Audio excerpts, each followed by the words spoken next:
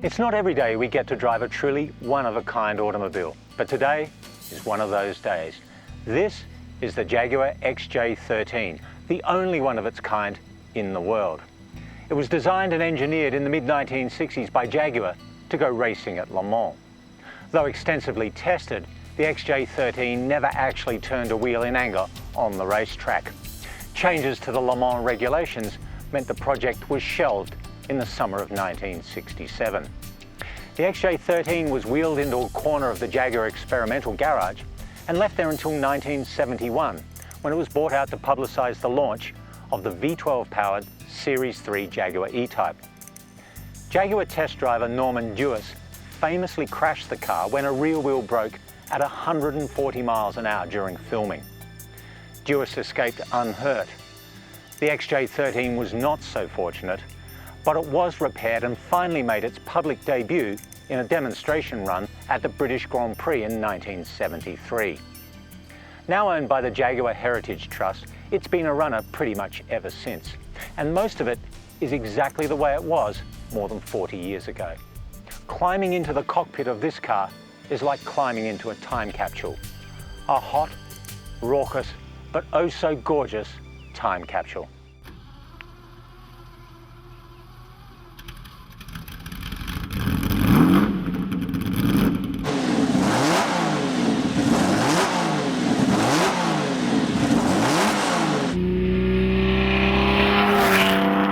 Well, this is what it's like to drive a piece of history.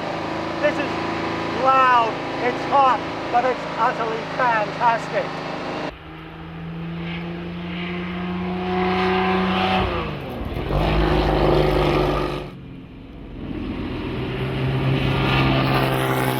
The amazing thing is, this car feels really docile. We're driving it at a fraction of the speeds it was designed for. Yet it's so tractable, so easy. The steering feels like you're hardwired to the road. You feel every little contour coming back through this old woodwind steering wheel.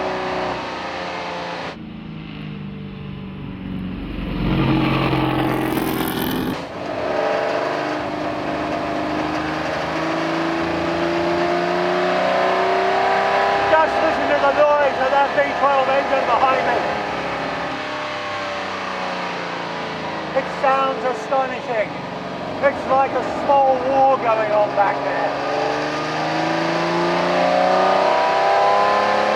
They don't make them like that anymore.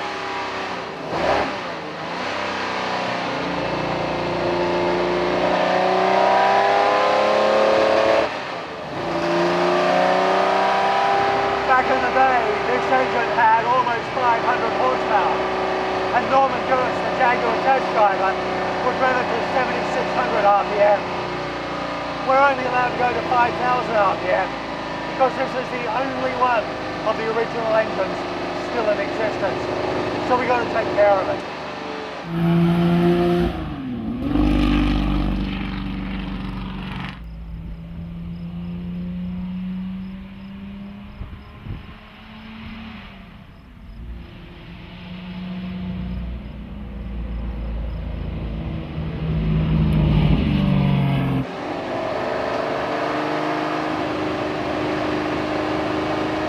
It's a very tight fit in here. Norman Dewis was a short man, only 5 foot something. I'm 6'2", so my head's out in the slipstream here. Even so, there's not a lot of buffeting. It's actually quite comfortable.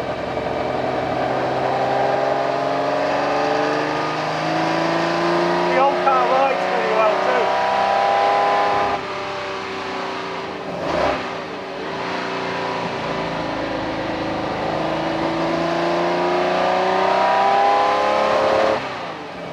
The Dunlop racing tyres are quite compliant, and the suspension, parts of which come from the E-Type Jaguar, work really nicely over these roads.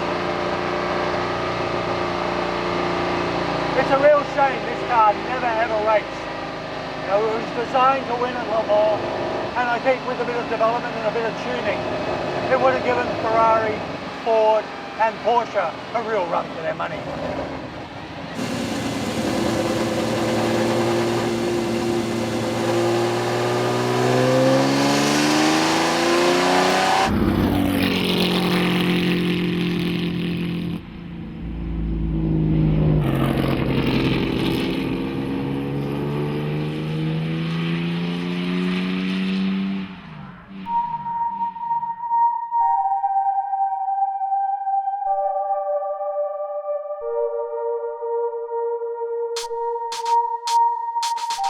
The idea of this beautiful British racing green Jaguar running wheel to wheel with scarlet Ferraris and booming Ford GT40s down Mulsanne Straight is enough to set any enthusiast pulse racing.